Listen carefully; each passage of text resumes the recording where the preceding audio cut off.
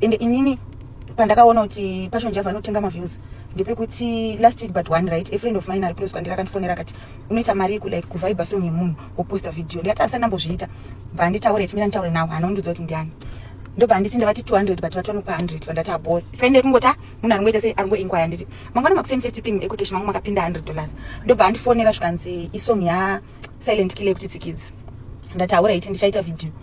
inini bva ndatoenda pa YouTube sister yangu beta ngatimboinzwe ka song yacho so vibe uchita sei uchigona kuiimba uchikuitedzera chichi tataenda pa YouTube takuona song yakanzi 3 weeks ago but ine 1 million views apa yanga itori number 7 on trending and then I was like what the fuck kana song ikaita 3 million in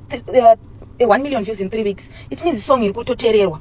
it's basically like it basically means the song is a hit and it ndopa ndakaona kuti vari kutengera ma views because what's the point yekuti song itori 1 million views in 3 weeks monzi munotengera munobhadhara vanhu unobudisa $100 uchipa maloti kuti avaibe song kunge song isati yabuda kana kuti song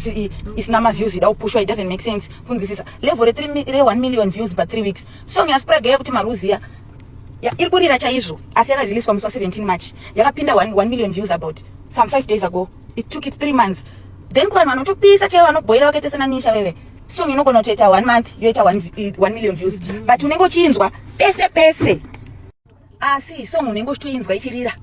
pese kunzwisisa kana ndanyora yakilatiya ndio masong anoita manumbers akaita manumbers iwayo asishamise because song inenge chirira rira song yacho yekuti tsikidzi iyoyo inandina kwandakati ndakamboyenzwa inini besides pasim celebs paya pawanenge watonyora kuti vapostwe even pa TikTok chaipo andina pandakainzwa apedza kudaro ndobva ita futi imwe song naJunius Praga